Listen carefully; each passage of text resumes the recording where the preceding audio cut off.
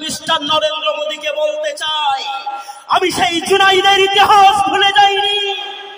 যেই আমার ছোট বাচ্চাটা মাদ্রাসায় পড়াশোনা করছিল, মাকে বলেছিল, মা মা আমি মাদ্রাসা থেকে ফিরছি, আমার জন্য পায়েস করে রাখো, আমি বাড়ি যেয়ে পায়েস খাবো। আমার সেই ছোট বাচ্চাটা যখন ট্রেনে করে বাড়ি যায়, কোন সেই পাষাণী হৃদয়ের মানুষ তারা, যারা আমার ছোট বাচ্চাটাকে, হাফিজ ছেলেটাকে, সেই কোরআনের হাফিজটাকে ট্রেনের উপরে পিটিয়ে পিটিয়ে মেরে দেই। আমি সেই ইতিহাস ভুলে যাইনি। একটা জুনাইদকে মেরে দিয়ে, একটা তাবরেজ আনসারীকে মেরে দিয়ে, একটা হাবিবুল্লাহকে মেরে দিয়ে, একটা খাইরুল বাশারকে মেরে দিয়ে ইসলামের গতি থামানো যাবে না। যত মারবে একে তত এ বাড়বে ইনশাআল্লাহ। বাড়বে না, বাড়বে না। আপনাকে একটা খুশির খবর বলে যাব। রাত অনেক করে ফেলেছেন, আপনাকে যে আমি আরো বলবো, কাছে এসে ঘন ঘন করে বসুন, টাইম নষ্ট হয়ে যাবে। 5টা পয়েন্টের কথা বলে যাব। রাত্রে গিয়ে ভাববেন, হাগো কোন ভারত থেকে আমাদেরকে তাড়িয়ে দিতে চাই, যেই ভারতটাকে আমরা কয়শো বছর ধরে শাসন করেছি। কোন ভারত থেকে আমাকে তাড়াতে চাই, যখন এদেশের মাটিতে ছোট জাতের মহিলাদেরকে ব্লাউজ পরতে দেওয়া হতো না। আমি টিপু সুলতান বলেছিলাম, এটা অন্যায়, আদিবাসী মহিলাদেরকে ব্লাউজ পরাও। আমি তো ভারতের মহিলাদেরকে ঢেকেছি, তাদেরকে কাপড় পরতে শিখিয়েছি। আর আজকে নাকি আবার আমাকে ভারত থেকে কেউ তাড়িয়ে দেওয়ার চেষ্টা করে। তারা পারবে? পারবে না, পারবে না। কিন্তু বন্ধু, মুখ যদি না খুলেন, মুখ যদি না খুলেন, মুখ আপনাকে খুলতে হবে। ভয়ের কি আছে? 2001 সালে মিস্টার বুশ বলেছিলেন, আমরা পৃথিবী থেকে ইসলামকে মিটিয়ে দিব। আমরা দেখলাম আজকে আমেরিকার মাটিতে সব থেকে যেই ধর্মটা সেখানকার যুবক আর যুবতীরা সব থেকে বেশি কবুল করছে, সেটা হচ্ছে ইসলাম। নারে তাকবীর, আল্লাহু আকবার। তাহলে ইসলামকে কমানো হয়েছে না ইসলাম আরো বেড়েছে? কমেছে না বেড়েছে? আপনাকে খুশির খবর দিয়ে যাই, যদি 800 কোটি বর্তমান পৃথিবীতে মানুষের সংখ্যা হয়, তাহলে বর্তমানে 200 কোটি মুসলমান। কত বললাম? 200 কোটি মুসলমান। মানে 4 জন যদি পরস্পর বসে থাকে তো 1 জন মুসলমান, বাকি 3 জন পৃথিবীতে যত ধর্মের মানুষ তারা ভাগ করে নিয়ে। তাহলে মুসলমানদের সংখ্যা কমেছে না বেড়েছে? কমেছে না বেড়েছে? আমরা আমাদের প্রধানমন্ত্রী, স্বরাষ্ট্রমন্ত্রীকে বলতে চাই, আমার সেই ইমানি স্পিড আছে, যখন 313 জন নিয়ে বিশ্বনবী মুহাম্মদ রাসূলুল্লাহ সাল্লাল্লাহু আলাইহি সাল্লাম বদরের প্রান্তে যাচ্ছেন, আর ওইদিকে আব্দুল্লাহ বিন উবাই। অনেক লম্বা ঘটনা, আপনাকে আমি লম্বা ঘটনা বলতে যাচ্ছি না। ইমানটাকে শুধু আপনার আমি পালিশ করে দিয়ে যাচ্ছি, ইমানটাকে শুধু আপনার আমি পাড়া মাখিয়ে দিয়ে যাচ্ছি। ইমানটাকে মজবুত করে নিন। যদি ইমান আপনার মজবুত হয়ে যায়, ভারত থেকে কেউ তাড়াবো এই কথাটাও বলতে পারবে না। পারবে? পারবে? আমরা ভারত থেকে কিছু নিনি, ভারতের সঙ্গে আমরা গাদ্দারি করিনি। ওরে যারা ইতিহাস জানো না তারা ঠিক দেখে নাও, ভারত থেকে যেই 32 জন লোক কয়েক লক্ষ হাজার কোটি টাকা নিয়ে পালিয়েছে, তার ভিতরে একজনও মুসলমান নয়। মুসলমান আছে? বিজয় মালিয়া মুসলমান, মেহুল চোকসি মুসলমান, নীরব মোদী মুসলমান? কেউ মুসলমান নয়, সবাই বেঈমানের দল। বলেন আলহামদুলিল্লাহ। এই দেশে আমরা সবই দিয়েছি। যখন আপনারা বিরিয়ানি খেতে জানতেন না, আমরা খেতে শিখিয়েছি। যখন আপনারা বিল্ডিং বানাতে জানতেন না, আমরা বানাতে শিখেছি। যখন এদেশে রাস্তাঘাট ছিল না, আমি শেরশাহ গ্র্যান্ড ট্রাঙ্ক রোড তৈরি করে গোটা ভারতটাকে এক সুতাতে বেঁধে দিয়েছি। আমি পোস্ট অফিস তৈরি করে গোটা ভারতটাকে ঘরের ভিতরে হাতের মুঠোয় নিয়ে চলে এসেছি। এত আমাদের অবদান। আজকেও পৃথিবীর 7ম আশ্চর্য জিনিস যেই তাজমহল গোটা পৃথিবীতে নন্দিত বন্দিত হয়, ওটা আমি বানিয়েছি, আমি শাহজাহান। আমার যদি পরিচয় জানতে হয়, হাবিবুল্লাহ তোমার বাড়ি কোথায়, তোমার আইডেন্টিটি কি, আমি বলবো হাতে কোদাল নাও, বালছে নাও, আর ভারতের মাটিকে খুঁড়তে শুরু করো।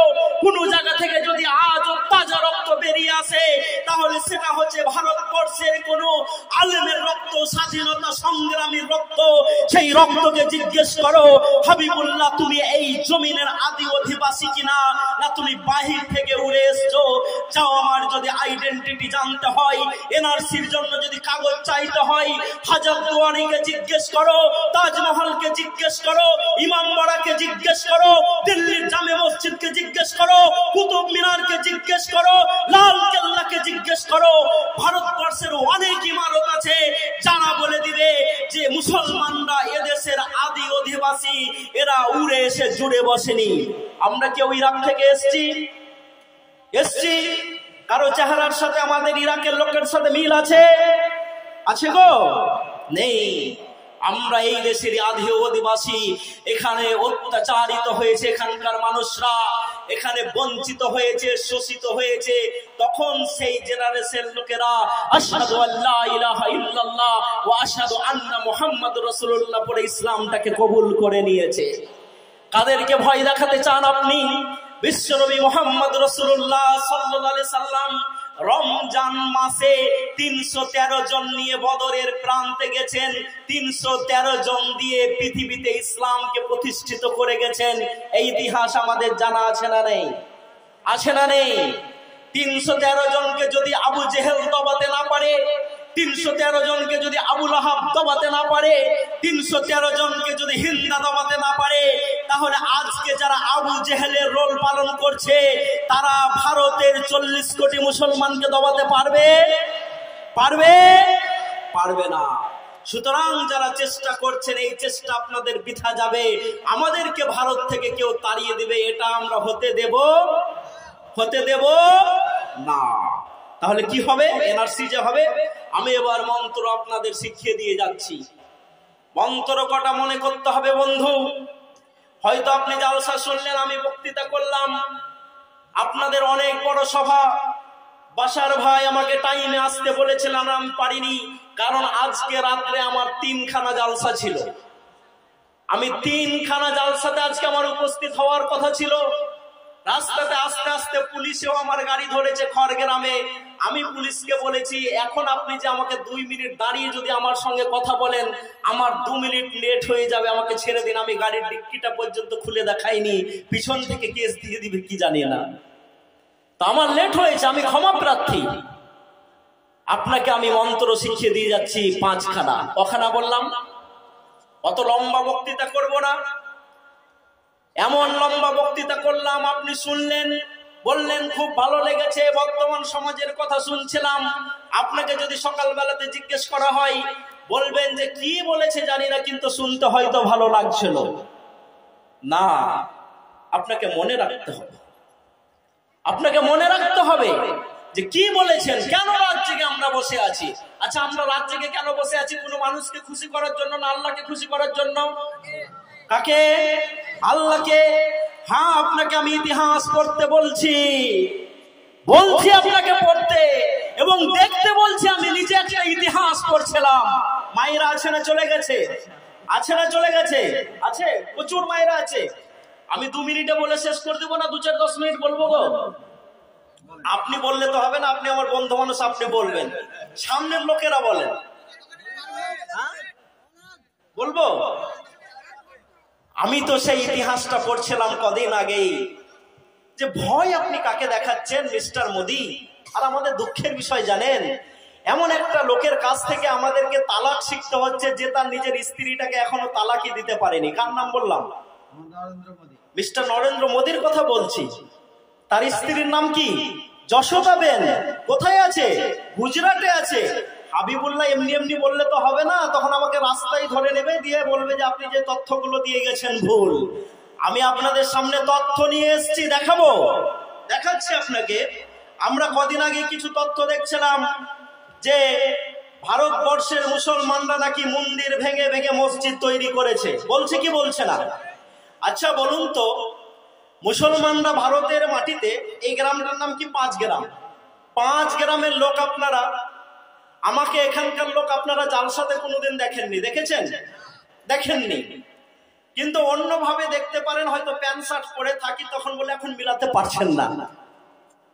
হ্যাঁ, প্যান্ট শার্টও তো পরতে হবে, না হবে না? আরে ড্রেস পরলেই হলো, তোমার সতর ঢাকা হলেই হলো। আজকে জানেন আমার যুবকেরা যখন নামাজ পড়তে যায় টি শার্ট পরে যদি নামাজ পড়ে আমরাই বাজে কথা বলে দিই। না না না, ওটা বলবেন না। যে নামাজ পড়ে না তার পিছনে লাগুন। তুমি মসজিদমুখী হও, মসজিদে যাও, তাহলে দেখবেন আস্তে আস্তে সবাই আমরা নামাজ ধরবো ইনশাল্লাহ। তো যেই কথাটি বলছিলাম,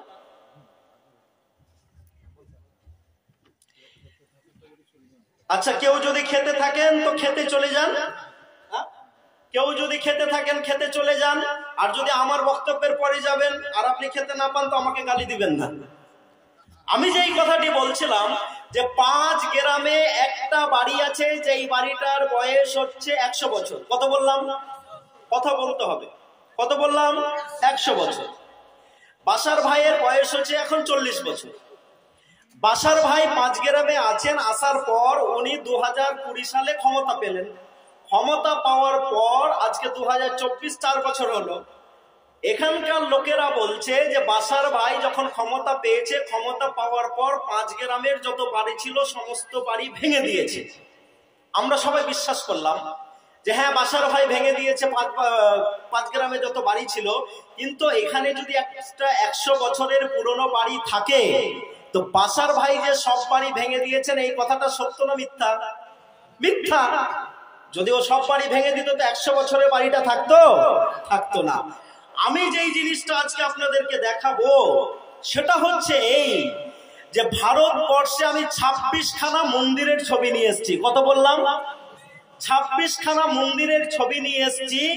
যেই মন্দিরের বয়স সব থেকে কম 700 বছর আর সব থেকে বেশি বয়স 2200 বছর। কত বললাম? কত বললাম? 700 বছর আর সব থেকে বেশি হচ্ছে 2200 বছর।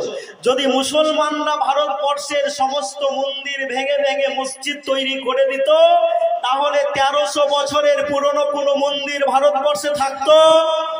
আপনাদেরকে বিচার করে বলতে হবে, থাকতো? যদি মুসলমানরা মন্দির ভেঙে ভেঙে মসজিদ তৈরি করত তো 800 বছরের কোনো পুরনো মন্দির ভারতবর্ষের মাটিতে থাকতো? থাকতো না। মানে যেই কথাটা আজকে আপনারা প্রমাণ করার চেষ্টা করছেন ভারতের ইতিহাস বলছে ওইটা মিথ্যা কথা, মিথ্যা কথা, মিথ্যা কথা। ওরে তার থেকেও তো বড় কথা, মুসলিমরা যখন কোনো মসজিদ বানায় আর পৌষ মাসের অন্ধকারে একাকি ঘুটঘুটে এত শীত, যেই শীতের কাছে গোটা পৃথিবী হেরে যায়, একজন মুসাল্লি হাতে ঠান্ডা পানি নিয়ে ফজরের নামাজ পড়ার জন্য যখন রেডি হয়ে মসজিদে যায় আর আজান দেওয়ার পরে বলে আসসালাত খায়রুম মিনান নাওম, সেই মুসাল্লি কোন মন্দির ভেঙে মসজিদ করতে পারে? যদি করে থাকে সেই মসজিদে নামাজ কবুল হবে? যেখানে নামাজি কবুল হবে না সেখানে কোন মন্দির ভাঙার প্রশ্ন আসতে পারে? পারে না। গোটা পৃথিবী যখন হেরে যায় ঠান্ডার কাছে, আমার মুসাল্লিরা ঠান্ডা পানিতে উজু করে ফজরের নামাজে গিয়ে দাঁড়িয়ে গোটা পৃথিবীর মানুষকে দেখে দেয়, দেখো আমরা এমন এক আল্লাহর বন্দনা করি যাকে খুশি করার জন্য আমরা ঠান্ডায় এসে কাঁপতে কাঁপতে আজকে নামাজে দাঁড়িয়েছি। সেই মুসলমানরা মন্দির ভাঙতে পারে না। আমার সেই অরঙ্গজেব যাকে আপনি নাম দিচ্ছেন যে সে বেশি মন্দির ভেঙে ভেঙে মসজিদ করেছে, ওরে ধনেরা মসজিদ আজও বানারসের মাটিতে টিকে আছে। হিস্ট্রি অনেক লম্বা, 2 মিনিটে বলছি।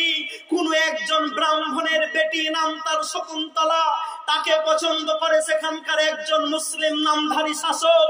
ব্রাহ্মণকে বলে তোমার ওই মেয়েটা আমার পছন্দ, ওকে দিতে হবে, আমি বিয়ে করব। 8 দিন সময় দিলাম। সেই ব্রাহ্মণ বাড়ি যায়, যাওয়ার পর তার মেয়েকে বলে ওরে বেটি তোকে পছন্দ করেছে একজন, 8 দিনের ভিতরে বিয়ে দিতে হবে। সেই মেয়েটা চালাক ছিল, বুদ্ধিমতী ছিল, বলল আব্বা তুমি 1 মাস টাইম চেয়ে নাও, আমি একটা বুদ্ধি লাগাবো। বলল বেটি কি বুদ্ধি লাগাবি? বলে আমি একটা ছোট্ট বুদ্ধি লাগাবো। আমি শুনেছি মুসলমানরা নাই পরায়ণ, দিল্লির সম্রাট অরঙ্গজেব নাই পরায়ণ, আলমগীর নাই পরায়ণ। আমি যাব আর বিচার চাইবো। সেই ছোট্ট মহিলাটা সেই শকুন্তলা একাকী দিল্লির মাটিতে গেছে। অনেক লম্বা ঘটনা। বাদশা অরঙ্গজেবকে বললেন, আপনি বেনারসে যেই লোকটাকে পাঠিয়েছেন সেই অত্যাচারী শাসক আমাকে বিয়ে করতে চেয়েছে, একটু আপনি ফাইসালা করে দিবেন, তাকে আমার পছন্দ নয়, আমি অন্য ধর্মে বিয়েও করতে যেতে চাই না। সেই মেয়ের কথা শুনে বাদশা অরঙ্গজেব বললেন, যাও তুমি ফিরে বেনারসে, আমি ঠিক যথাসময়ে যা পারি করে নেব। সেই মেয়েটা সুন্দরী হয়ে সেজে গুজে নববধূর সাজে বসে আছে, আর সেই শাসক তাকে সেই সময় দেওয়া, যেই সময় দেওয়া হয়েছিল 1 মাস, সে বিয়ে করতে যাচ্ছে, রাস্তাতে খই দিচ্ছে, পয়সা দিচ্ছে, মিসকিনদেরকে টাকা দিচ্ছে। এমত অবস্থাতে বাদশা আলমগীর তার সামনে নিজের মুখটাকে খুললেন। খোলার পর বললেন, হে অত্যাচারী, তুমি উপর থেকে নামো। বাদশাকে দেখে তো সে থরথর করে কাঁপতে লেগেছে। আমি আমার মিস্টার নরেন্দ্র মোদীকে বলতে চাই, হাগো এমন কি হলো যেই ভারতটাকে আমরা এত রক্ত দিলাম, আমি তো দ্বিতীয় বাহাদুর শাহ, এই ভারতটাকে আমি এত ভালোবেসেছি। যখন আমাকে আন্দামানে রেখে আসা হয়েছিল, আমাকে সেই দেশের বাইরে রেখে আসা হয়েছিল, আমি শুধু একটা ছোট্ট আপিল করেছিলাম, যদি আমি মরি তো আমাকে ভারতের মাটিতে মাটি দিও। কিন্তু সেই বাদশারা, তদানীন্তন ইংরেজরা তাকে ভারতের মাটিতে মাটি দেয়নি। সে যখন মৃত্যু মুখে উপনীত, একটু পরে মারা যাবে, তার সেই খাদিমকে বললেন, খাদিম আমার যখন আবেদন মঞ্জুর হয়নি, ওরে সেই ভারত, যেই ভারতকে আমার বাবারা, আমার দাদুরা সোনার চাদর দিয়ে মরে দিয়েছে, 30-এর উপরে জিডিপি নিয়ে গেছে, সেই ভারতে আমি শায়িত হতে চেয়েছিলাম। বলেছিলাম আমার মরদেহটাকে ভারতের মাটিতে শুইয়ে দিও, কিন্তু ইংরেজরা এই কথাটা রাখেনি। দেখো আমার বাক্সতে পানির বদলে যদি কোনো সময় তায়াম্মুম করতে হয়, এর জন্য আমি মাটি নিয়ে এসেছি ভারত থেকে। যখন আমাকে মাটি দিবে, এই ভারতের মাটিটা আমার সঙ্গে দিয়ে দিও। এই ভারতকে আমরা এত ভালোবাসেছি, মুসলমানরা গাদ্দার নয়, এই ভারতটাকে নিজের দেহ দিয়েও আমরা উর্বর করি কি করি না, করি কি করি না? বুঝাতে পারলাম না আপনাকে? আমরা তো অন্যদের মতো নয় যে মরে গেলে পুড়িয়ে দিও আর নদীতে ভাসিয়ে দিও বলি, বলি বলি না, বরঞ্চ বলি আমি যদি মরে যাই আমাকে মাটি দিয়ে দিও। আচ্ছা বলুন তো, 5 গ্রামের কোন মানুষ, কোন মুসলমান আজ পর্যন্ত বলেছে আমি যদি মরি তো আমাকে নিয়ে যে মক্কায় মাটি দিও? বলেছে মোল্লা সাহেব? বলেছে? কেউ বলেনি। বরঞ্চ আমি যদি হজে যাই, কাবার গ্লাসটা ধরার আমার যদি সামর্থ্য হয়, হাজরে আসওয়াদে যদি আমি হাত দিতে পারি, নবীর মসজিদ নববীতে যেয়ে যদি আমি 2 রাকাত নামাজ পড়তে পারি, আমি কাবার সামনে গিয়ে বলি, আল্লাহ আমার সেই ভারত, যেই ভারতকে আমরা এতদিন ধরে শাসন করেছি, ভালোবেসেছি, কেউ কোনো অপশক্তি এসে এই ভারতটাতে অশান্তি করছে, আল্লাহ তুমি ভারতের মাটিতে শান্তি ফিরিয়ে দাও, এই দোয়া আমরা করি না, করি না, করি না, করি না?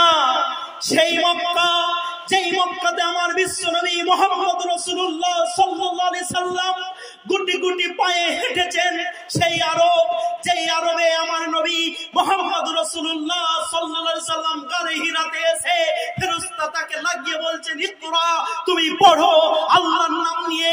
সেই আরব, যেই আরবে বিশ্বনবী মুহাম্মদ রাসূলুল্লাহ সাল্লাল্লাহু আলাইহি সাল্লাম যখন মা হালিমার ঘরে থাকেন, ছাগল চড়াতে যান, ফেরেশতারা এসে তার বক্ষটাকে কেটে দিয়ে সেই আপনার পানি দিয়ে ধুয়ে পরিষ্কার করে দেই।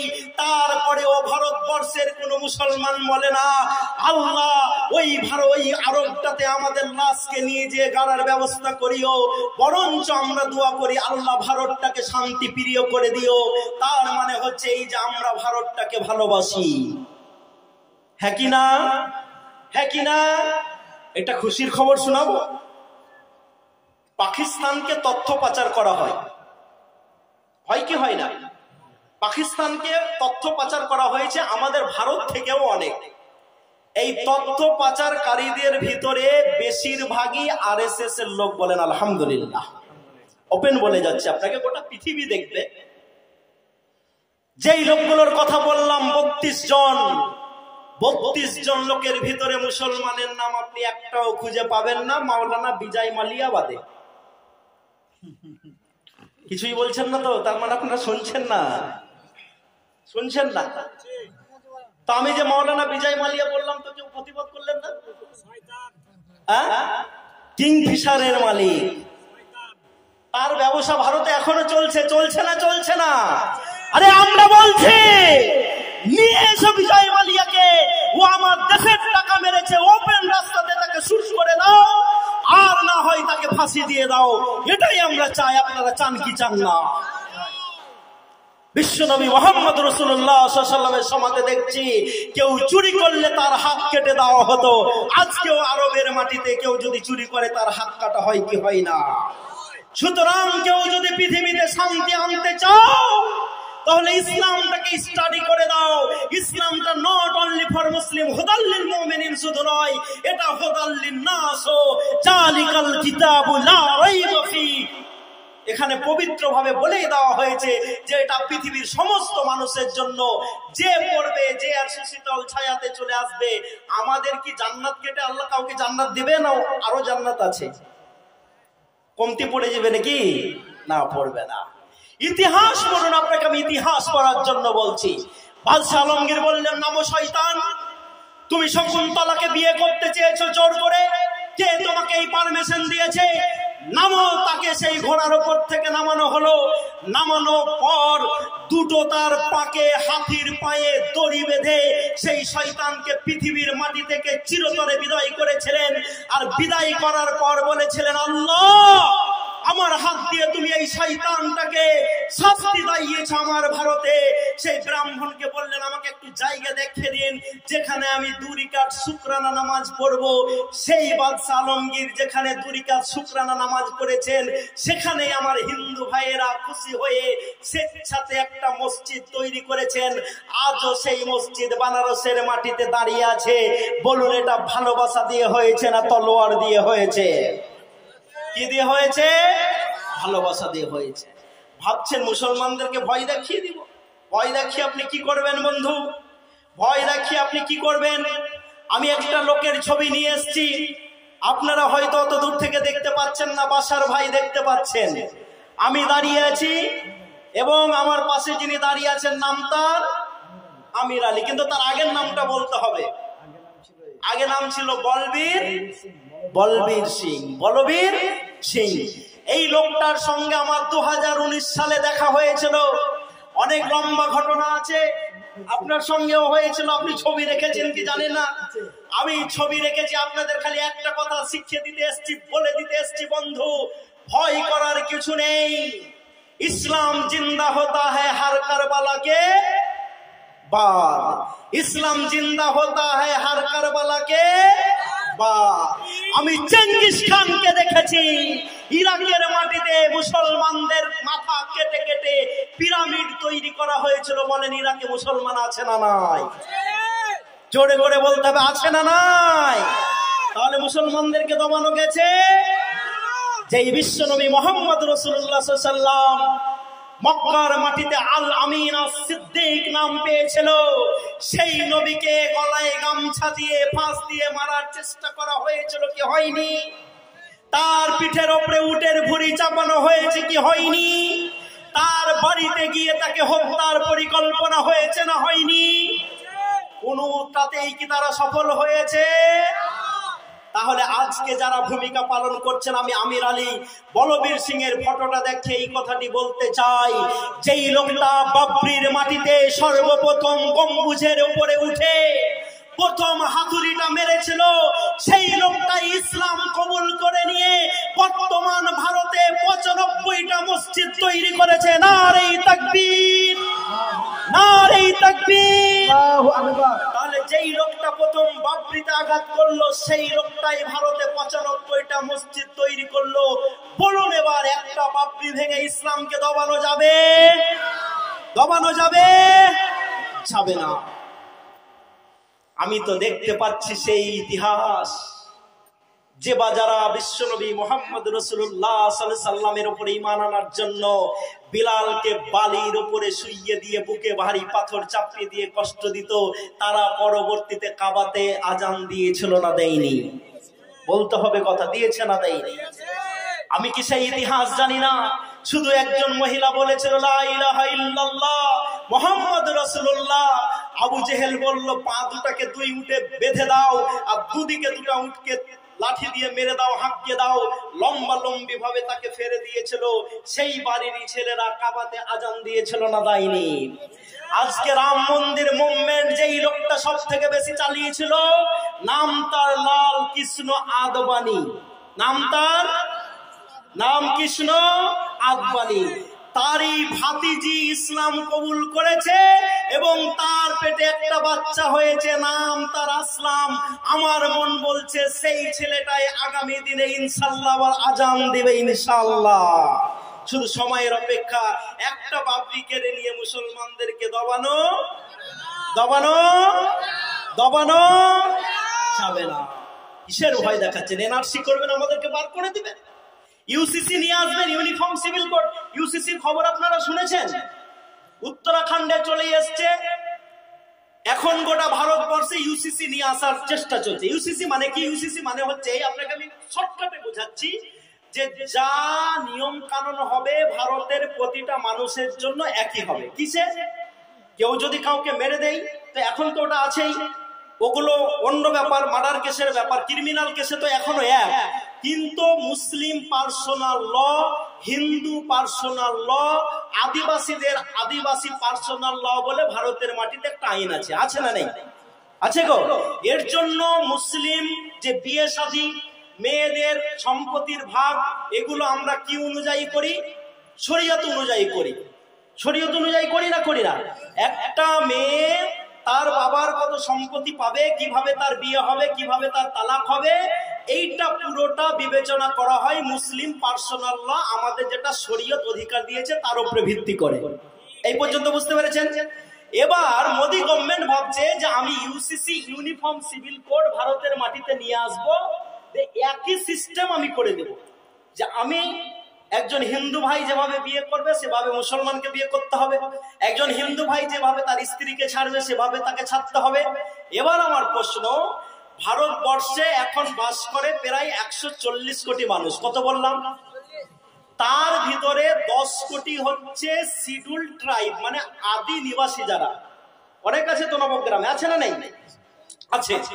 তাদের পার্সোনাল ল একটা আছে যে একজন আদিবাসী মহিলা একসঙ্গে 50টা পর্যন্ত স্বামী রাখতে পারে। জানেন আপনারা? কেউ জানেন? কোন আদিবাসী মহিলা যদি চায় যে আমি একসঙ্গে 50টা পর্যন্ত স্বামী রাখবো, সে রাখতে পারে। তার পার্সোনাল ল তাকে সেটা অধিকার দিয়েছে। আমি একটা মহিলার ছবি তুলে নিয়ে এসেছি, বাসার ভাই পাশ থেকে সাক্ষী দেবে।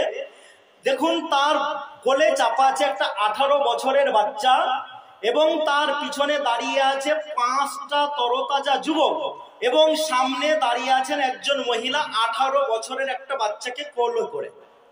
এই মহিলাটা, যেই মহিলাটাকে বর্তমানে বলা হচ্ছে যে বর্তমান দ্রৌপদী, তো এই মহিলাটা একই সঙ্গে একই বাবার জন্মা 5 জন ভাইকে বিয়ে করেছে। কজন বললাম?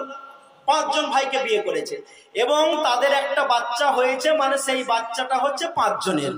আমরা মিস্টার নরেন্দ্র মোদীকে বলতে চাই যে আগে এই মহিলাটার কি ফাইসলা করবেন করুন, তারপর ভারতের মুসলমানদের দিকে দেখবেন। আমরা মিস্টার নরেন্দ্র মোদীকে বলতে চাই, দক্ষিণ ভারতে ভাগ্নিকে বিয়ে করাটাকে শুভ মনে করা হয়, উত্তর ভারতে ভাগ্নিকে বিয়ে করা অশুভ মনে করা হয়।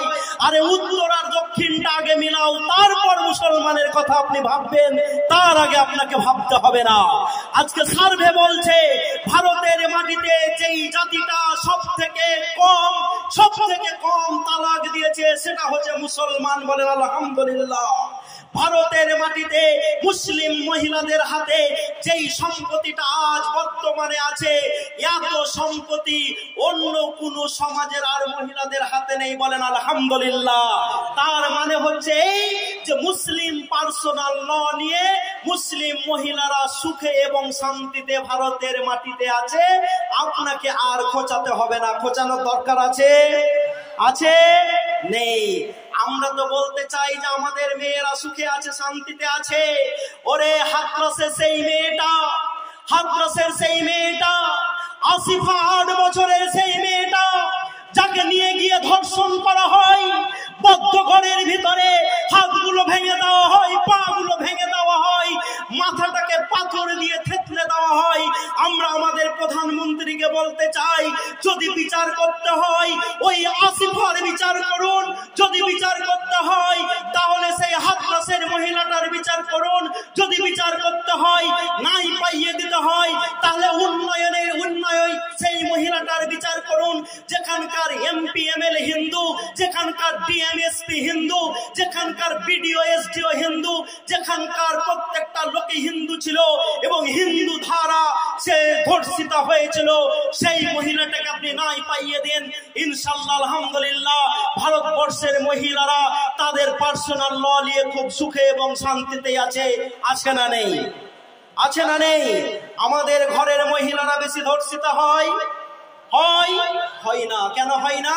কারণ ওই পার্সোনাল লটা এখনো আমাদের ঘরে আছে, আমাদের সমাজে আছে। বলেন আলহামদুলিল্লাহ। আমরা মিস্টার নরেন্দ্র মোদীকে বলতে চাই, আগে এই 5 জনের ফাইসালা করবেন, তারপর ভারতবর্ষের কোটি কোটি মুসলমানের দিকে দেখতে আসবেন। আসুন এবার যে কথাটি বলছিলাম যে আগামী মার্চ থেকে তারা এনআরসি চালু করবে, তার আগে কি হবে? এনপিআর। কিরকম এনপিআর? আপনার বাড়িতে কেউ আসবে, এসে আপনাকে জিজ্ঞেস করবে আপনার নাম কি। 5টা পয়েন্ট মনে রাখবেন। আমাকে এনায়েত দা জলসে এসেছিলেন গো? সারাদিন ছিলেন, একটু পানি দেন তো। সারাদিন ছিলেন এখানে? হ্যাঁ, সারাদিন। এবং সমস্ত উদ্যোগটা ওনার। তাই আমাকে ফোনে বলছিলেন, ভাই আমি টাকাও দান করলাম বেনামিতে। আনলাম, ভাই কত? আমাকে 1.5 লাখ। তো নামই যে হয়ে গেল, নামই তো হয়ে গেল। যাক, নামে আর বেনামিতে যেভাবে দিবেন কে দেখছে? পৃথিবীতে যদি শান্তি আনতে হয় না, ইসলাম ছাড়া কেউ হবে না। একজন মহিলা এসে বিশ্বনবীকে বলছেন, আল্লাহ রসুল আমাকে পবিত্র করে দিন। কিসে পবিত্র করবো, কেন করবো? আল্লাহ রসুল বুঝতে পারলেন, মুখটা একটু ফিরালেন। যখন বারবার বলছেন, ব্যাপার কি? বললেন, আল্লাহ রসুল আমি জেনা করে ফেলেছি। আচ্ছা বলুন তো, পৃথিবীর কোন ক্যামেরা ওই মহিলার জেনাটা ধরতে পেরেছিল? ছোট বলতে হবে, পেরেছিল? তাহলে সে কেন এসে বলছেন আল্লাহ রসুলকে, আল্লাহ রসুল হারনি, আমাকে পবিত্র করে দিন, আমাকে পরিষ্কার করে দিন? কেন বলছেন? কে সেই ক্যামেরাটা? কে দেখেছিল? কে দেখেছিল? আল্লাহ।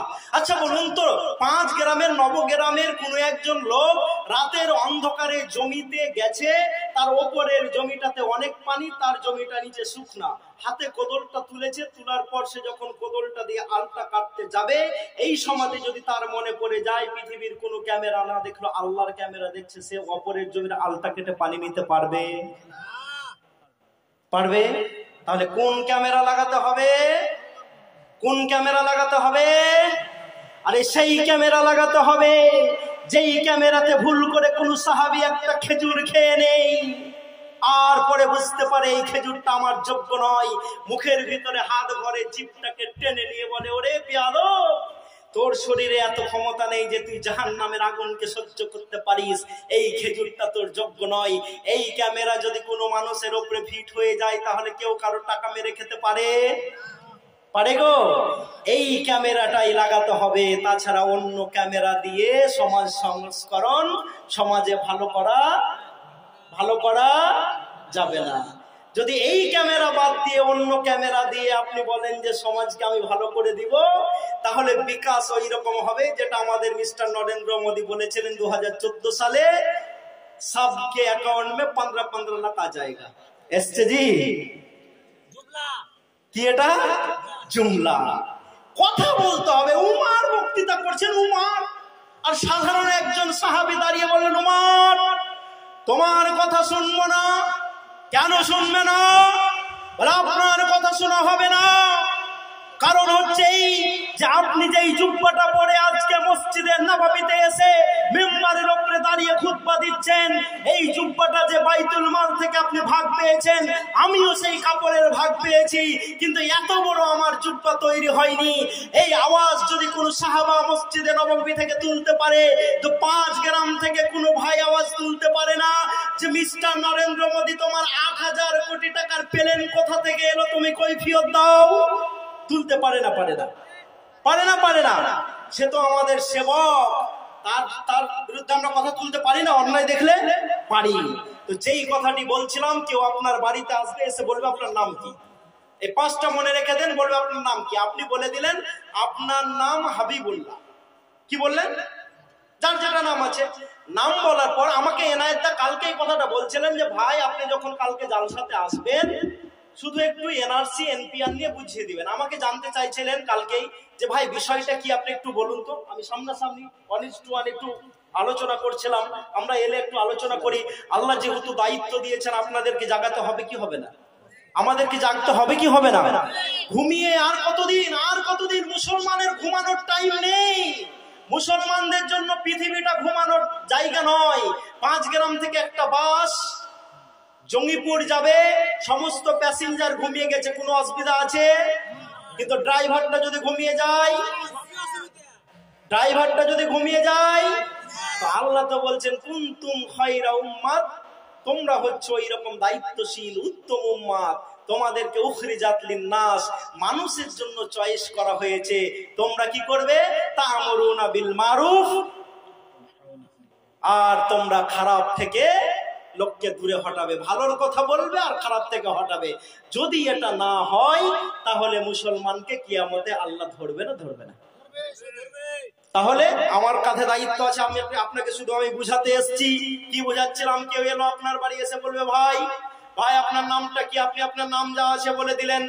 বলে দেওয়ার পর সেই লোকটা আপনার বাড়ি থেকে চলে যাবে। আপনার আধার নাম্বার নিবে, প্যান নাম্বার নিবে, ড্রাইভিং লাইসেন্স নিবে, রেশন কার্ড নিবে, যা যা আছে, যা যা তথ্য নেওয়ার নিয়ে নিবে। হাতে এরকম একটা ট্যাব আনতে পারে, কাগজও থাকতে পারে, তবে ম্যাক্সিমাম চান্স যেহেতু এটা ডিজিটালাইজেশন হয়ে যাচ্ছে আর কি, আধুনিকরণ করা হয়েছে, জন্য ট্যাব হতে পারে বা একটা কাগজ হতে পারে। আপনার নামটা লিখে নিয়ে ওই ভদ্রলোক আপনার বাড়ি থেকে চলে গেলেন। চলে যাওয়ার পর তারা যখন অফিসে বসবে, প্রত্যেককে নয়, যাকে ইচ্ছা হবে, যাকে সন্দেহ মনে হবে, তার নামের আগে একটা ডি লিখবে। কি লিখবে? ডি। প্রথমে যেই লোকটা আপনার বাড়ি এসেছিল এটাকে বলা হয় এনপিআর। কি বলা হয়? এনপিআর। আর তারা অফিসে যেটা করবে, আপনার নামের আগে একটা ডি লিখবে। ডি মিনস হচ্ছে ডাউটফুল সিটিজেনশিপ, মানে আপনি ভারতের নাগরিক কিনা একটা সন্দেহ আছে। যেটা আসামে লেখা হয়েছিল ভোটার কার্ডের আগে যে ডি ফর ডাউটফুল ভোটার, এখানে ডিটা লেখা হবে যে ডাউটফুল সিটিজেনশিপ, আপনি ভারতের নাগরিক কিনা। এই দুটো মনে হয়েছে, মুখস্থ হয়ে গেছে। তাহলে প্রথমে এলো এনপিআর এর নামে, আপনার তথ্য নিয়ে চলে গেল, তার অফিসে গেল, যার নামের খুশি তার নামের আগে একটা ডি লিখিয়ে দিল। এই পর্যন্ত সরকারের কাজ শেষ। 3 নম্বর খেলাটা শুরু হবে এবার আপনার। যার নামের আগে ডি লিখে যাবে সেই লোকটাকেই এবার প্রমাণ করতে হবে যে আপনি ডি নন। এর জন্য একটা কোড বসানো হবে। কোডটার নাম হচ্ছে ফরেনার্স ট্রাইব্যুনাল, বিদেশি আদালত। কি বললাম? আদালতটাই মনে রাখেন। আদালতে যে আপনাকে প্রমাণ করতে হবে যে আমার নামের আগে যে ডি লেখা হয়েছে এই ডিটা ভুল, আমার বাপ এদেশের, আমার মা এদেশের। তখন আপনাকে বলবে আপনার বাপের তাহলে জমির দলিল দেখি, সাপোজ ধরুন। তো যার বাপের আছে সে দেখিয়ে দিলেন, যার নেই সে দেখাতে পারবে গো? পারবে না। বা এমন কিছু কাগজ চাওয়া হবে যেটা আপনি দিতে পারবেন না। তো ওই আদালতে যখন আপনি আপনার ডিটাকে নামের আগে থেকে উঠাতে পারবেন না, তখন 3-4 নম্বর একটা খেলা শুরু হবে, সেটা হচ্ছে ডিটেনশন ক্যাম্প। আচ্ছা বলুন তো, বর্তমান ভারতে কয়টা স্টেটে ডিটেনশন ক্যাম্প তৈরি করা হয়েছে জানেন না? 2টো রাজ্যতে জোর কদমে ডিটেনশন ক্যাম্প তৈরি করা হয়েছে। একটা হচ্ছে আসাম, আর একটা হচ্ছে কর্ণাটক। মনে থাকবে আসাম আর কর্ণাটক। বর্তমান ইন দিস প্রেজেন্ট টাইমে 10টা স্টেটে ডিটেনশন ক্যাম্প নতুন করে তৈরি করা হচ্ছে জোর কদমে। কটা স্টেটে বললাম? 10টা। তাহলে 10 আর 2 কত? 12টা স্টেটে নতুন করে জোর কদমে ডিটেনশন ক্যাম্প তৈরি করা হয়েছে। যখন আপনি ডিটাকে আপনার নামের আগে দিক থেকে মিটাতে পারলেন না, ফরেনার্স ট্রাইব্যুনালে যে তখন আপনাকে ডিটেনশন ক্যাম্পে ভরে দিল। এই হচ্ছে 4 নম্বর পয়েন্ট। ঘুরে গেল। এবার হাবিবুল্লাহ গেল, আবুল বাসারও গেল, আব্দুল্লাহ গেল, আব্দুল কাফি গেল, আব্দুল বাকি গেল, জাকির গেল, জুকের গেল, যা গেল ডিটেনশন ক্যাম্পে চলে গেলেন। 2019 সালের 12ই ডিসেম্বর যেই খেলাটা আমাদের বর্তমান সরকার খেলতে চাচ্ছেন সেটা হচ্ছে এবার আসল খেলা। কি খেলাটা? এনআরসি হয়েছিল আসামে, টোটাল 19 লক্ষ লোকের নাম বাদ গেছিল। কত বললাম জানেন তো আপনারা? আচ্ছা, 19 লক্ষ লোকের ভিতরে কত লক্ষ মুসলমান, কত লক্ষ হিন্দু কেউ জানেন? যদি জানেন তাহলে আমি তাকে একটা কলম পুরস্কার দেব। কেউ বলতে পারবেন? কেউ বলতে পারবেন? আলহামদুলিল্লাহ। কে বলেছে গো? তোমাকে দেওয়া হবে না। তো 17 লক্ষ হিন্দু আর মাত্র 2 লক্ষ কত মুসলমান। 2 লক্ষ কি মুসলমান। তো এটা আমি দিয়ে দিব, এর কি করলাম, তুমি নিয়ে নাও এসব। তো 17 লক্ষ হিন্দু আর 2 লক্ষ মুসলমান। এবার আসামের লোকেরা বলল যে আপনি বললেন যে মুসলমানদেরকে আমরা এনআরসি করে ভারতের মাটিতে জেলে ভরবো আর বাইরে পাঠাবো, তো আমরা হিন্দুরাই তো 17 লক্ষ আর ওরা মাত্র 2 লক্ষ, কেমন ব্যাপার হলো? মুসলমানরা কি বাইরে থেকে কেউ এসছে? আচ্ছা, আপনারা কাউকে দেখেছেন বাংলাদেশ থেকে এসছে? আসবে কেন? ওটা তো ইসলামিক রাষ্ট্র, মুসলমানদের ইসলামিক রাষ্ট্র। পাকিস্তান থেকে কেউ এসছে? এসছে? আসেনি। কারণ আসবে কেন? কারণ ওটা তো পাকিস্তান মুসলমানদের জন্য বানিয়েছিল যারা। আমরা বর্তমান শাসকদের বলতে চাই আমাদের উপরে ডবল দয়া করা উচিত, কারণ আমাদের কাছে অপশন ছিল পাকিস্তান যাওয়ার, কিন্তু আমরা যাইনি। গেছিলাম? যাইনি। এই ভারতকে আমরা এত ভালোবেসেছি। পাকিস্তান যখন বোমা নিয়ে আমাদেরকে ভয় দেখাতো, তখন আমার আব্দুল কালাম আজাদ বলল আমিও মিসাইল তৈরি করে ভারতকে শক্তিশালী করতে পারি। করেছেন না করেননি? করেছেন না করেননি? করেছেন। এত অবদান, এত অবদান। সুবহানাল্লাহ, সুবহানাল্লাহ। ওয়াইজাল মাউদাতু সুইয়িলাত বিআইয়ি যামবিন কুতিলাত। জ্যান্ত মেয়েগুলোকে যখন চিতার সাথে পুড়িয়ে দেওয়া হতো, রামমোহন রায় পাটনাতে গিয়ে যদি পবিত্র কোরআন না পড়তো, তাহলে সে বলতো না ভারতের মাটি থেকে সচিদাহ কথা উঠিয়ে দাও। বলতো? বলতো? বলতো না। আমার বিদ্যাসাগরের লাইফ হিস্ট্রি আমি পড়ছিলাম। বিদ্যাসাগর কেন এত চেষ্টা করলেন যে বিধবা মহিলাদের আবার বিয়ের ব্যবস্থা করতে হবে? ওরে 1450 বছর আগে, 1500 বছর আগে আমার তরতাজা যুবক বিশ্বনবী মুহাম্মদ রাসূলুল্লাহ সাল্লাল্লাহু আলাইহি সাল্লাম 25 বছর বয়সে 40 বছরের বিধবা মহিলা খাদিজাকে বিয়ে করেছিলেন না করেননি?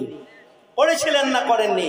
আমি ঈশ্বরচন্দ্রকে নিয়ে যখন স্টাডি করলাম যে ঈশ্বরচন্দ্র বিদ্যাসাগর কেন বললেন যে বিধবা মহিলাদের বিয়ের ব্যবস্থা আবার করতে হবে, তার লাইফ হিস্ট্রিতে যে একজন ঐতিহাসিক লিখছেন যে তার এলাকার একজন বিধবা মহিলাকে দেখে তার মায়া লেগেছিল, ভালো লেগেছিল।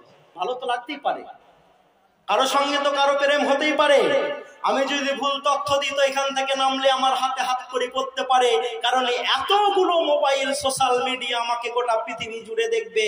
আপনাকে ভুল তথ্য দিয়ে মিসগাইড করা আমার কাজ নয়। তো যেই কথাটি বলছিলাম, যখন আসামে 17 লক্ষ হিন্দু আর 2 লক্ষ মুসলমান ফাঁসলো, হিন্দুদের কি আমরা দুশ্মন? হিন্দুদের আমরা দুশ্মন? হিন্দুরা হচ্ছে আমার ভাই ভাই। ওরা হিন্দু না মুসলিম ওই জিজ্ঞাসে কুঞ্জন।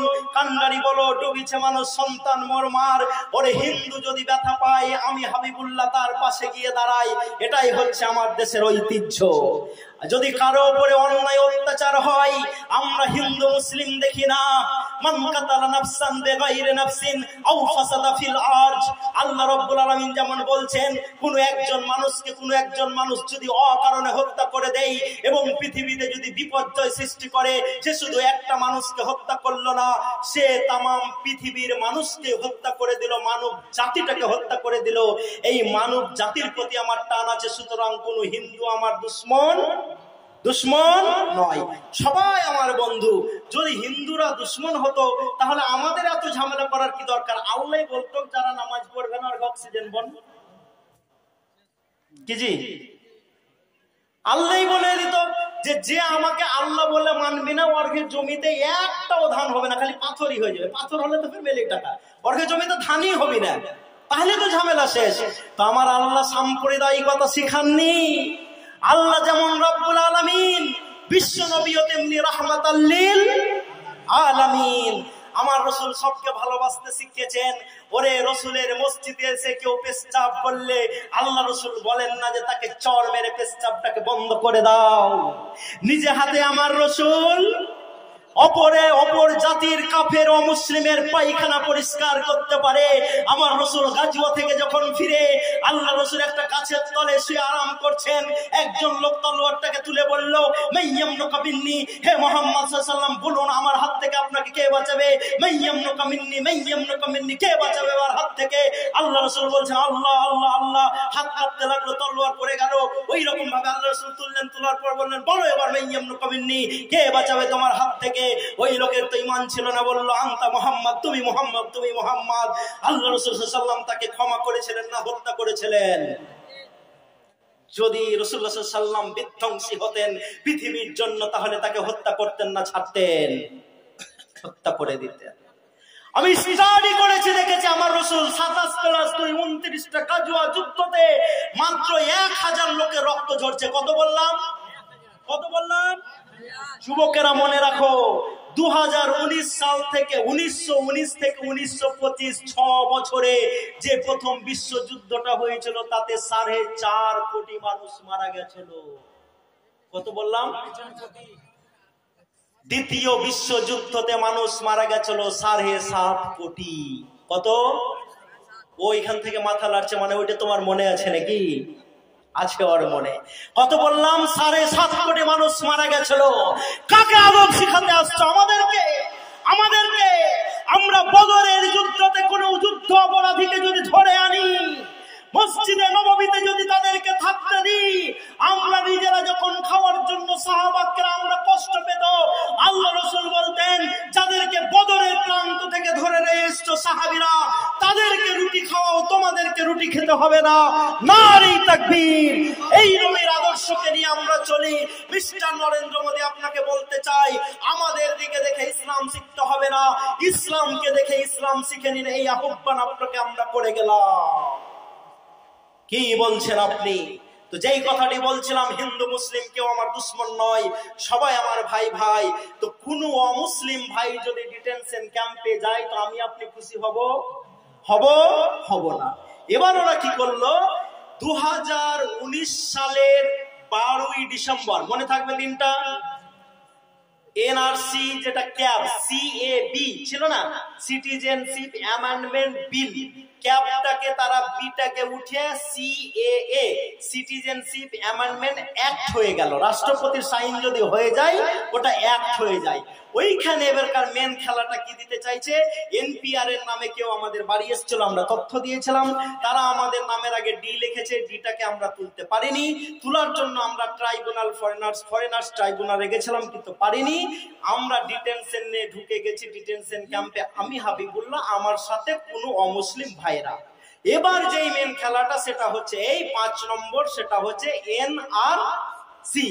তারা বলবে যে আমাদের স্বরাষ্ট্রমন্ত্রী তো বলেছিলেন যে পাকিস্তান, বাংলাদেশ, শ্রীলঙ্কা এইসব রাষ্ট্রগুলো থেকে যে সব হিন্দু, খ্রিস্টান, পার্সি, বৌদ্ধরা ধর্মীয় অত্যাচারে অত্যাচারিত হয়ে ভারতবর্ষের মাটিতে আসবে, তাদেরকে আমরা নাগরিকত্ব দিব। কিন্তু একটা জাতির নাম নেয়নি। কাদের নাম নেয়নি? মুসলমানদের নাম নেয়নি। কলকাতাতে এসে যখন তিনি বললেন, ভাবলাম আমরা যে বলতে গিয়ে হয়তো মুসলমান নামটা ছুটে গেছে, কিন্তু যখন তিনি প্রেস করছেন আবার একই কথা বলছেন, মুসলমানদের নাম নেননি। এবার ডিটেনশন ক্যাম্পে আমরা 500 জন গেছি, 250 জন মুসলমান আর 250 জন অন্য ধর্মের লোক। ওই 250 জন লোককে বলবে যে তোমরা বেরিয়ে এসো, তোমাদেরকে আমরা এই দেশের নাগরিক দিয়ে দিলাম। এবার ডিটেনশন ক্যাম্পে কে পড়ে থাকলো? কে পড়ে থাকলো? বুঝতে হবে কে পড়ে থাকলো? মুসলিম। কারণ মুসলমানদেরকে সিটিজেনশিপ দেওয়া হবে না। এই যে একটা খেলা, এই খেলাটা মাথায় ঢুকেছে? এই পর্যন্ত ঢুকে গেছে? এই পর্যন্ত ঢুকে গেছে তো? এবার আপনাকে আমি একটা খেলা শিখিয়ে দিয়ে যাচ্ছি আজকে। এটা আমার দায়িত্ব, এটা আমার রেসপন্সিবিলিটি। কোন মানুষের উপরে যদি অত্যাচার হয় আপনি স্থির থাকতে পারেন? আচ্ছা বলুন তো, 2024 সালের 22শে জানুয়ারি রাম মন্দির যদি উদ্বোধন হয়, মুসলমানরা কেউ রাস্তায় নেমেছিল? প্রতিবাদ করেছিল? একটু কথা বলুন না, না শেষ করে দেবো? কেউ নামেনি, প্রতিবাদ করেনি। কারণ আমরা শান্তিপ্রিয় মানুষ। ভেবেছিলাম একটা সমস্যা অনেকদিন থেকে চলছে, এর যদি একটা পার্মানেন্ট সলিউশন হয়ে যায় তো হয়েই যাক। আমরা কেউ রাস্তায় নামিনি, নেমেছিলাম? নামিনি। কিন্তু ওয়েস্ট বেঙ্গলের 200টারও বেশি সংগঠন এবং ম্যাক্সিমাম অমুসলিম দ্বারা পরিচালিত, তারা এই কলকাতার মাটিতে রাস্তাতে নেমেছিল। তার ভিতরে আমি হাবিবুল্লাহ ছিলাম। আমাদের কথা ছিল, স্লোগান ছিল যে সুপ্রিম কোর্টের রায়ে বাবরি থেকে রাম মন্দির তৈরি হচ্ছে হোক, কিন্তু রাম মন্দিরকে তৈরি করার নামে নতুন করে ভারতবর্ষের মাটিতে আর রক্ত নিয়ে হোলি খেলা যাবে না। কটা সংগঠন বললাম রাস্তায় নেমেছিল? 200টা। আলহামদুলিল্লাহ, কোনো অশান্তি কলকাতার মাটিতে, বাংলার মাটিতে হয়নি। হয়েছিল? হয়নি। এবার যেই মন্ত্রটা আপনাকে আমি শিখিয়ে দিয়ে যাচ্ছি, বর্তমানে ভারতবর্ষে 120টারও বেশি সংগঠন, কত বললাম? 120টারও বেশি সংগঠন একত্রিত হয়েছে এবং তারা বলছে যে যখন আপনার বাড়িতে কেউ এনপিআর করতে আসবে তখন আপনারা কাগজটাই দেখাবেন না। যদি কাগজটা না দেখানো হয় তাহলে এনপিআর হবে জি। তো আপনার বাড়িতে কেউ যখন এনপিআর এর নামে আসবে, আমি হিন্দু মুসলিম সবার কাছে অনুরোধ করব, এসসি এসটি সবার কাছে অনুরোধ করব, আপনার বাড়িতে যখন কেউ এনপিআর এর নামে কাগজটা দেখতে আসবে তাকে বসাবেন, চা খাওয়াবেন, গা সাহালাবেন। সাহালানোর পর যখন আপনার কাছ থেকে কাগজ দেখতে চাইবে, আপনি বলবেন, বন্ধু আপনি তো আমার হাই স্কুল থেকে এসছেন, আপনাকে যতটা ভালোবাসি তার থেকে বেশি ভালোবাসি আমরা জাতির জনক মহাত্মা গান্ধীকে। আর 1955 সালের মাদার অ্যাক্ট বলছে এই ভারতে যারা জন্মেছে, এই ভারতে যারা বড় হয়েছে, এই ভারতে যারা আছে তারা সবাই ভারতের নাগরিক। সুতরাং আমি ভারতের নাগরিক হিসাবে মহাত্মা গান্ধীকে ভালোবাসার জন্য আপনাকে কাগজ দেখাতে পারবো। যদি এইরকম ভাবে সবাই বেঁকে বসে তো কারো কাগজ দেখা সম্ভব হবে? আবার কেউ বাড়িতে এলো তো শাহজাহানের মতো ইডিকে মেরে দিয়ে না, পাথর বাড়িতে এত টাকা, এত পয়সা, এত বান্ধবী, এত অমুক, এত তমুক, পাথর মেরেছে যে। আরে যে মাথা মোটা শাহজাহান মানলো না, কালকে তো অ্যারেস্ট হয়েছে, কালকে না পরশু। খবর রাখেন না নাকি আপনারা জি? তো অ্যারেস্ট হয়ে গেছে ওই। অনেকক্ষণ বলে নিয়েছি তো আমি, না আর চালালে হবে না বন্ধু। বললাম আজকে 3টা জালসাতে অ্যাটেন্ড হতে হয়েছে। আপনাদের এলাকায় আমি নতুন, আমার বাসার ভাইয়ের অনুরোধে এসেছি। আমি তো আর প্রফেশনাল বক্তা নয়, বক্তৃতা করে বাড়াই না, কিন্তু এই বছর থেকে অনেক জালসা আমি করছি। রোজার আগা পর্যন্ত আমার একদিনও ফাঁকা নেই। প্রত্যেকটা জালসাতে যাব, মানুষকে বলবো। কোরআন হাদিসের সাথে সাথে এই কথাগুলো আমাদেরকে জানতে হবে না? হবে না। বিশ্বনবী মুহাম্মদ রাসূলুল্লাহ সাল্লাল্লাহু আলাইহি ওয়াসাল্লাম যদি মসজিদে নববী থেকে মোতার যুদ্ধ পরিচালনা করতে পারেন, খন্দকের যুদ্ধ যদি পরিচালনা করতে পারেন, হযরত উমর ফারুক রাদিয়াল্লাহু তাআলা আনহু মসজিদে নববীতে শুয়ে শুয়ে বসে বসে নামাজ পড়তে যদি অর্ধ পৃথিবীটাকে শাসন করতে পারেন, তাহলে আজকে আমাদের ইমামরা যদি আমাদেরকে এই কথাগুলো শুনিয়ে যায় তো শুনিয়ে যেতে পারেন না। বক্তৃতাতে উঠতে গিয়ে আজকে সমাজকে আর ঘৃণার বাণী ছড়াতে দেওয়া যাবে না। কিছু বক্তা দেখছেন না, একে গাল দিচ্ছে ওকে গাল দিচ্ছে, এই করে হাইলাইট হয়ে যাচ্ছে, হচ্ছে না। ওইটা আর করতে দেওয়া যাবে না। ওই টাইম আমাদের নেই। এখন আমাদের একত্রিত হওয়ার টাইম। কিসের টাইম? একত্রিত হওয়ার টাইম। কারণ ভারতবর্ষের অবস্থা খুব খারাপ দিকে যাচ্ছে, শুধু মুসলমান নয়। আচ্ছা বলুন তো, আপনার প্রতিবেশী যখন রামচন্দ্র ডোম পেট্রোল পাম্পে তেল কিনতে যায় তখন তাকে ডিজেল 60 টাকায় দেয় না 93 টাকায় নিতে হয়? বলো, ভালো করে বলেন। একই দামে নিতে হয়। রান্নার গ্যাসটা আমি হাবিবুল্লাহ যেই দামে কিনি তাকেও সেই দামে কিনতে হয়, কি হয় না? আরে মধ্যপ্রদেশের সেই বাবাকে দেখো যে তার 16 বছরের আর 14 বছরের বেটিটাকে নাঙ্গলের জুয়ালের বল করেছে, আর বলছে টানো বেটি, সেই তুমি নাঙ্গলটাকে, আমি জমিটা যদি একটু চাষ করে নিতে পারি। জিজ্ঞেস করা হলো কেন, কি হয়েছে? আপনি 16 বছর আর 14 বছরের মেয়েগুলোকে নাঙ্গলের বল করেছেন। বললেন আমার কাছে ট্রাক্টরে চাষ করার মতো, গরু দিয়ে চাষ করার মতো পয়সা নেই।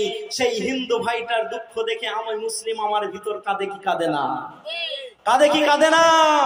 আমি মোহাম্মদ বিন কাসিম 17 বছরে যখন ভারতবর্ষে এসেছিলাম, আসার পর আমি দেখলাম এখানকার মহিলাদের উপরে অত্যাচার হয়। আমি বলেছিলাম এই অত্যাচার ভারতের মাটিতে বন্ধ করতে হবে। কারো উপরে যদি অত্যাচার হয় আপনি দেখেন, এই অত্যাচার বন্ধ আপনাকে হাত দিয়ে করাতে হবে। কেউ যদি লা ইলাহা ইল্লাল্লাহ মুহাম্মদ রাসূলুল্লাহ না পড়ে তাহলে তাকে জোর করে এক চড় মেরে তাকে কালেমা পড়ানো কালেমা পড়ানো যাবে না, কারণ ওইখানে কোনো জোর নেই। কিন্তু কেউ যদি অত্যাচার করে তাহলে সেখানে সেই অত্যাচারটাকে আপনার হাত দিয়ে বন্ধ করতে হবে। তো আসুন বন্ধু, আবার যদি পরে জালসা হয় বাসার ভাই ডাকে তো আসবো। মায়েদের জন্য একটাও কথা আমি খরচ করিনি, আপনাদেরকে বলবো মা, আপনারা যেই রোল মডেল নিয়ে আজকে দেখছেন, চলছেন, সিরিয়াল দেখছেন, সিনেমা দেখছেন, একটু আপনি খাদিজার মতো হয়ে যান। যখন বিশ্বনবী মুহাম্মদ রাসূলুল্লাহ সাল্লাল্লাহু আলাইহি ওয়াসাল্লাম গাড়ে হিরা থেকে এসে বলবেন, খাদিজা আমাকে একজন এসেছিল, আসার পর বলল তুমি পড়ো, আমি মুহাম্মদ বললাম পড়তে পারি না।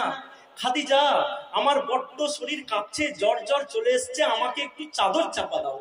কত বুদ্ধিমতী খাদিজা! খাদিজা সঙ্গে সঙ্গে বলেছিলেন, হে মুহাম্মদ রাসূলুল্লাহ সাল্লাল্লাহু আলাইহি সাল্লাম, আপনার কাছে যিনি এসেছিলেন তিনি কোনো শয়তান হতে পারেন না, তিনি নিশ্চয়ই কোনো ভালো মানুষ, কারণ আপনি হচ্ছেন ভালো মানুষ, আপনি গরিব দরদি। আমার মা খাদিজা এবার রাসূলকে পরীক্ষা করছেন, বললেন আল্লাহ রাসূল আপনি আমার উরুর উপরে মাথা রাখুন, আমি পরীক্ষা করব যে আপনার কাছে শয়তান এসেছিল না ফেরেশতা। মুকাদ্দামা ইবনে খালদুন লিখছেন, বিশ্বনবী মুহাম্মদ রাসূলুল্লাহ সাল্লাল্লাহু আলাইহি ওয়াসাল্লামকে আল্লাহ রাসূলের স্ত্রী খাদিজা তার উরুর উপরে মাথাটা দাওয়ালেন, আর নিচের দিক থেকে একটু কাপড়টাকে তুললেন। এই গুঠলির উপরে যখন কাপড়টা এসছে, আল্লাহ রাসূলকে জিজ্ঞেস করছেন, মা খাদিজা বলুন তো সেই ভরটা আপনাকে ভর ভর মনে হয় কিনা? খাদিজাকে আল্লাহ রাসূল বললেন, না খাদিজা, মনে হচ্ছে সেই ভরটা আর আমার কাছে নেই। খাদিজা তখনই বুঝে গেলেন যে এটা ফেরেশতা, কারণ শয়তানরা মহিলাদের ইজ্জত দেখলে ফেরেশতারা কিন্তু দেখতে পারে না। তাই ঘর থেকে ইসলাম শুরু হয়ে গেল। তাই তো 23 বছরের ব্যবধানে যখন বিশ্বনবী মুহাম্মদ রাসূলুল্লাহ সাল্লাল্লাহু আলাইহি ওয়াসাল্লাম যখন বিদায় হজ্জে ভাষণ দিচ্ছেন, তার সামনে সাহাবী হচ্ছে 1,25,000। কত বললাম? পক্ষান্তরে একটা লোক 800 বছর ধরে আল্লাহর দিকে ডাকছেন, নাম তার নূহ আলাইহিস সালাম। 950 বছর হায়াত পেয়েছিলেন। 800 বছর ডাকার পর 950 বছর যদি আমরা টোটাল ধরি, 950 বছর ইসলামের দিকে ডাকার পর তার হাতে ইসলাম কবুল করছে মাত্র 80 জন। কজন বললাম? কজন? 80 জন। কেন জানেন? উনার নিজের স্ত্রী এবং ছেলে নূহ আলাইহিস সালামের উপরে ঈমান আনেনি। যখনই কাউকে বলতো যে কালেমার কথা, আল্লাহর কথা বলতো, নূহ তুমি আগে ঘরটাকে ঠিক করো, তারপর আমাদের কাছে ইসলামের কথা নিয়ে এসো। কিন্তু বিশ্বনবী মুহাম্মদ রাসূলুল্লাহ সাল্লাল্লাহু আলাইহি ওয়াসাল্লাম যখন ইসলামের কথা বললেন, খাদিজা গ্রহণ করলেন। তাই আমরা দেখে নিলাম কত অল্প সময়ে সাফল্য। আমার ঘরের মহিলারা যদি ঠিক হয়ে যায়, আমার সমাজের পুরুষেরাও ঠিক হয়ে যাবে। হবে না? কোন সুন্দরী মেয়েরা যদি প্রতিজ্ঞা করে যে যার মুখে ভালো সুন্দর দাড়ি নেই তাকে আমরা বিয়ে করব না, এই প্রতিজ্ঞা যদি আমার যুবতীরা করে, তাহলে আমার যুবকেরা ভালো হবে না? কি হাসছো, কি ব্যাপার? হবে না? হবে। মা আপনাদের উপরে অনেক দায়িত্ব সমাজের। স্বামী বাজারে গেছে, মাছ কিনে এনেছে কত কষ্ট করে, হাতে টাকা কম, মেহাঙ্গির বাজার, ব্যাগ একটা হাতে নিয়ে গেছে, ভালো মাছ দেখছে, কিনতে পারছে না, কারণ পকেটটাও তাকে দেখতে হয়। বেলা যখন গড়িয়ে গেছে, 30 টাকার মাছ 25 টাকা পোয়া হয়েছে, কষ্ট করে কিনে নিয়ে এসছে। বাড়ি যখন ঢুকলো, মাছের প্যাকেটটা আপনাকে দেওয়া হলো। প্যাকেটটা যখন আপনি হাতে নিলেন, নেওয়ার পর আপনার স্বামীকে তানজান মেরে বলছে, তোমার চোখ নেই, তুমি দেখে মাছ কিনতে পারো না। কিন্তু স্বামী তো জানে আসল ব্যাপারটা কি হয়েছে। সেটা না বলে যদি আমার মহিলা বলতো, ওগো এত রোদ্রে এতক্ষণ কম সময় বাই করে তুমি বাজার থেকে এসছো, বসো একটু হাওয়া করে দিয়ে নাও 1 গ্লাস পানি, তাহলে আমার যুবকের মনটা ভালো হতো কি হতো না? হতো। আমার মা বোনদেরকে বলবো, মা বোন আপনারা আল্লাহর ওয়াস্তে ইসলামিকটাকে কবুল করে নিন। দেখুন আল্লাহ রব্বুল আলামিন আমাদের সমাজকে শান্তি প্রিয় করে তুলবে। আল্লাহ তুমি আমাদেরকে কবুল করো, জালসা কমিটিকে কবুল করো। আচ্ছা, দান কেউ করবে জি? দান 1 বস্তা সিমেন্ট 100, 200, 500 টাকা অপশন আছে।